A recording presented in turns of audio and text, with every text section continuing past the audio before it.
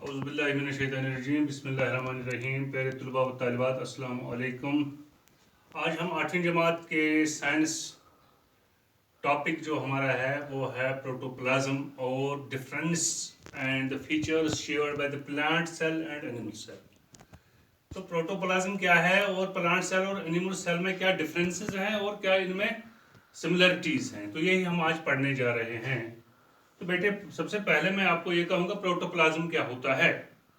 तो आपने कल पढ़ा सेल मेम्ब्रेन, आपने पढ़ा साइटोप्लाज्म, आपने पढ़ा और न्यूक्लियस आपने पढ़ा। तो जब हम इन तीनों को मिलाते हैं, the cell membrane along with the cytoplasm and nucleus constitute the protoplasm.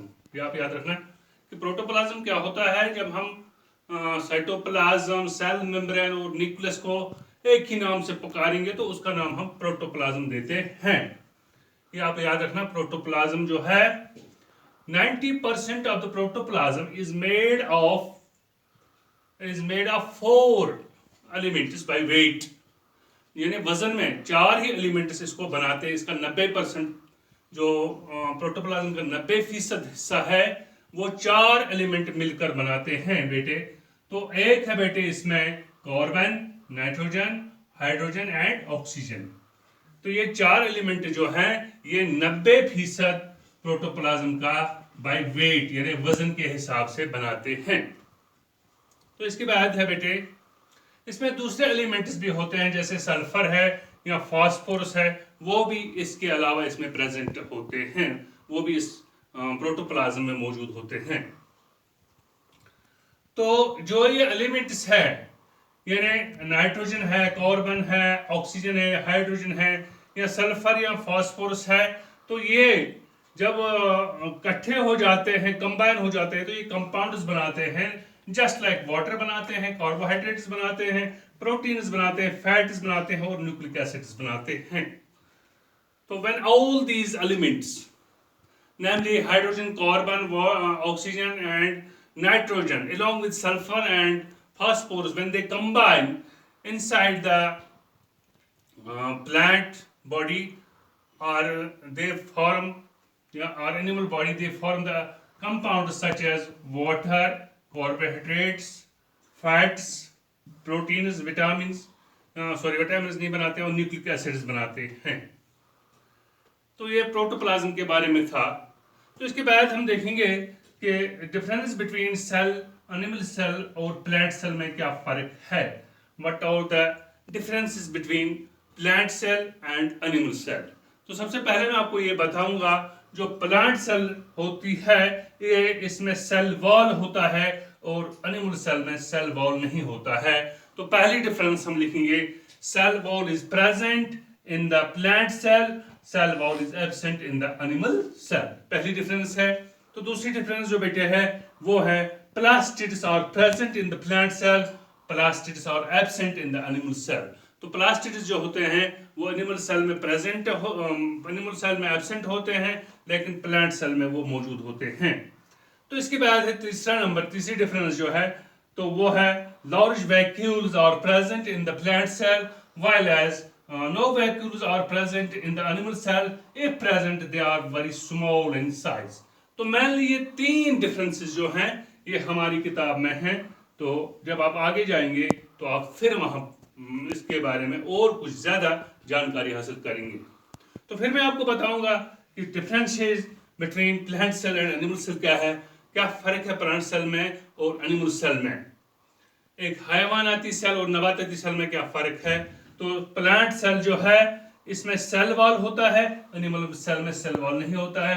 Plant cell में प्लास्टिड्स होते हैं, एनिमल सेल में प्लास्टिड्स नहीं होते हैं। और जो प्लांट सेल है इसमें लार्ज वैक्यूल्स होते हैं, तो एनिमल सेल जो है इसमें वैक्यूल्स नहीं होते हैं, अगर हुए तो वो बहुत छोटे होते हैं।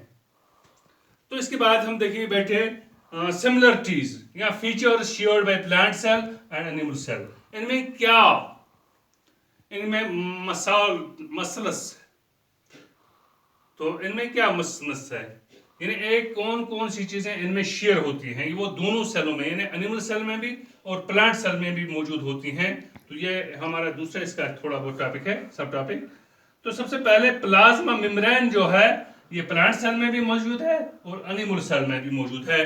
Now we can write the first difference is that plasma membrane is present in both plant cell as well as animal cell.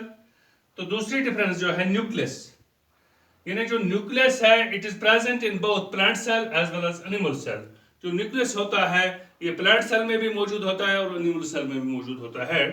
इसके बाद बेटे mitochondria, mitochondria is also present in animal cell as well as in plant cell. तो mitochondria भी animal cell में भी मौजूद होता है और प्लांट सेल में भी मौजूद होता है। इसके बाद बैठे endoplasmic reticulum, Golgi complex, lysosomes and ribosomes are present in both plant cell as well as in animal cell. तो थोड़ा बहुत मैं फिर दोहराऊंगा आपको प्रोटोप्लाज्म क्या होता है। तो the cell membrane along with the cytoplasm and nucleus constitute the protoplasm. तो mainly जो प्रोटोप्लाज्म है it is made of 4 elements. It is 90% is made of 4 elements by weight. The elements are carbon, oxygen, hydrogen and nitrogen. Besides these elements there is also present sulfur and phosphorus are also present in the protoplasm. These elements combine to form the compounds such as water, carbon dioxide, carbohydrates, proteins, fats and nucleic acids. तो इसके बाद मैंने आपको फिर बताया animal cell और plant cell में क्या डिफरेंसेस हैं। एनिमल सेल जो होती है या प्लांट सेल जो होती है इसमें कुछ थोड़ा बहुत फर्क होता है। जो प्लांट सेल है इसमें सबसे पहले सेल वॉल होता है, एनिमल सेल में सेल वॉल नहीं होता है। प्लांट सेल में प्लास्टिड्स होते हैं, एनिमल सेल में प्लास्टिड्स नहीं होते हैं। और जो प्लांट सेल है इसमें लार्ज वैक्यूल्स और प्रेजेंट, बड़े बड़े वैक्यूल इसमें होते हैं। तो एनिमल सेल में वैक्यूल्स नहीं होते हैं, अगर हुए तो वो बहुत छोटे होते हैं। इसके बाद मैंने आपको बताया फीचर शेयर्ड, यानी दोनों में एनिमल सेल में भी मौजूद है और प्लांट सेल में भी मौजूद है कुछ ऑर्गेनेलीज। तो कौन कौन सी है? Plasma membrane is present in both, nucleus is present in both plant and animal cell, mitochondria is present in both plant cell as well as animal cell, endoplasmic reticulum, Golgi complex, lysosomes and ribosomes are present in both plant cell as well as animal cell. आज आपका मैं ज़्यादा वक्त न लेते हुए आपसे विदा चाहता हूँ। बहुत